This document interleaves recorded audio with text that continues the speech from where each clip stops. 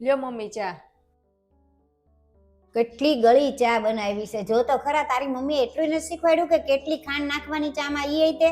Sorry mummy, હવે ફરીવાર ધ્યાન રાખીશ. જા હવે અહીં ઊભી ઊભી હું મારી સામું જોવે. આવી મોટી ફરીવાર વાળી પાછી કેસ ફરી ધ્યાન રાખીશ. મનીષા, મમ્મી તને આટલું બધું કહે છે તોય તું ક્યારેય જવાબ નથી દેતી હામો, એમ કેમ? કેમ કે હું એવું ઈચ્છું છું કે ઘરમાં શાંતિ રહે અને ઝઘડો ન થાય, એટલા માટે કોઈકને તો કોઈક ચૂપ રહેવું જ પડશે ને. એમ પણ જે વ્યક્તિની ઉંમર થતી હોય ને તો એને આપણે સમજવું જોઈએ કે ના, એને જવાબ આપવો જોઈએ. હા, તારી વાત સાચી છે. મમ્મી, મેં બધું ઘરનું કામ કરી નાખ્યું છે, તમે ટાઈમ ટુ ટાઈમ જમી લેજો અને હું જાઉં છું ઓફિસે. હા હા, જાઓ જાઓ, તમે જાઓ. એટલે જ ઓફિસે જાસ કે સાસુની સેવા ન કરવી પડે. તમે મારી સેવા ન કરી શકતા હોય તો મને હું કામ અહીંયા બોલાવી? અહીંયા ગામડે જ સારું હતું મારે. અરે તે આ જોબ શું કામ છોડી દીધી મનીષા? અને ઈ કંપનીમાં તો જોબ કરવું બધાનું સપનું હોય છે, અને એમાં તો તું મેનેજર હતી.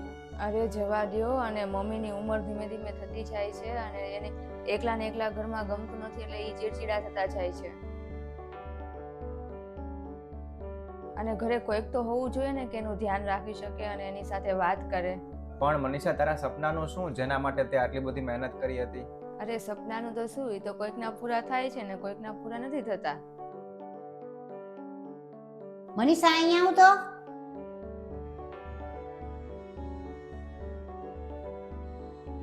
હા મમ્મી. કાલે તું ઓફિસે જાજે. ઉંમર થાય ને એટલે થોડોક સ્વભાવ એવો થઈ જ જાય, ખીજાય ને એવું બધું કરે, પણ તું મારું એવું કરવાના હિસાબે તું નોકરીએ ન જાતી એવું ન કરતી. કાલથી જજે. વહુ તો છે ને એ આ ઘરનો પાયો છે, જે આખા ઘરને સંભાળીને રાખે છે.